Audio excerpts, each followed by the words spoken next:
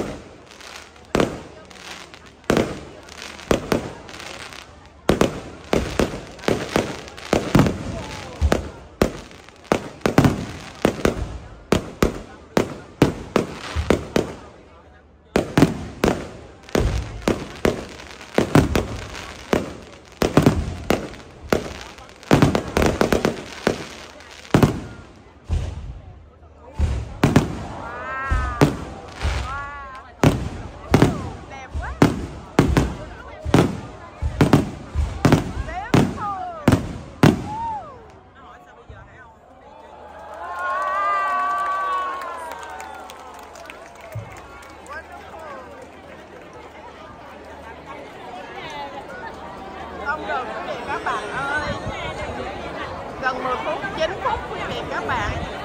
Đây nè, đây là trước chùa, phía trước chùa Phú Huệ. Đông như vậy đó quý vị các bạn, đông lắm. Rất là đông.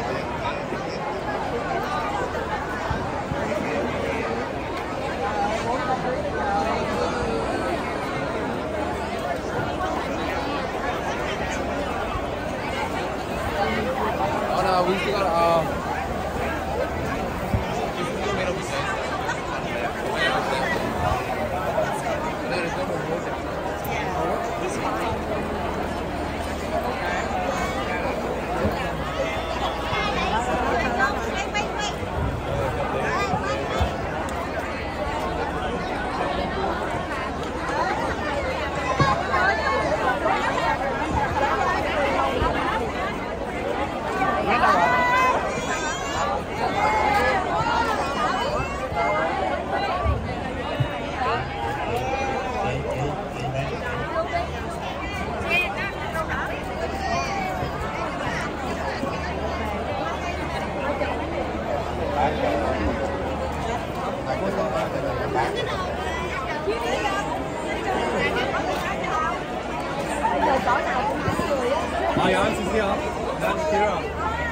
Cái hóa này của mày chị vô thôi.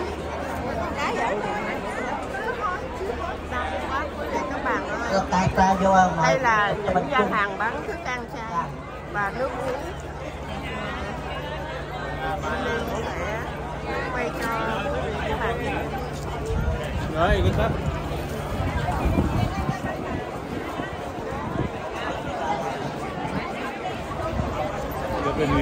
Happy New Year.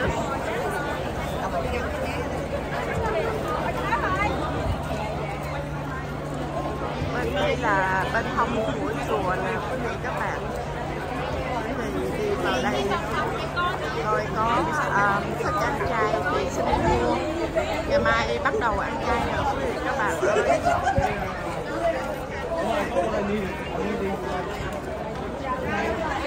Quay số.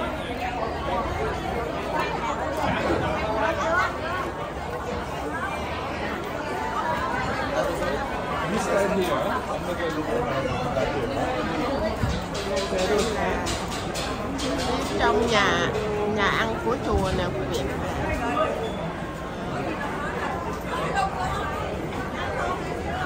Mình mua thức ăn,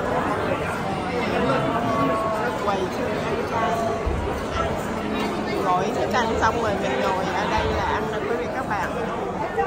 Đây là bên ngoài có bán xe.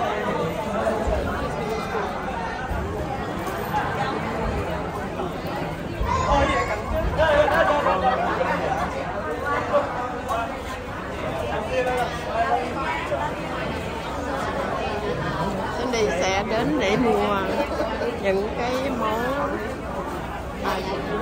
một vài hộp thức ăn chay các bạn.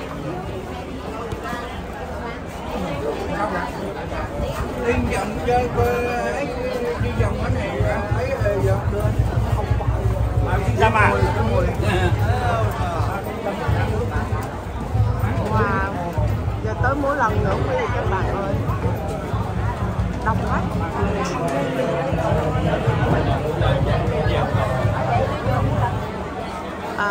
Bây giờ xin đi ngưng clip ở đây để đi ra phía trước quay mỗi lần cho quý vị các bạn xem nhé. Muốn đi ra ngoài trước chắc rất là khó. Đông quá.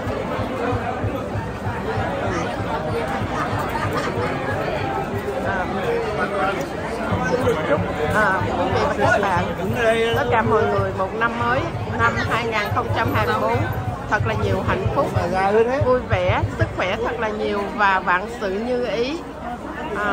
Trân trọng kính chào.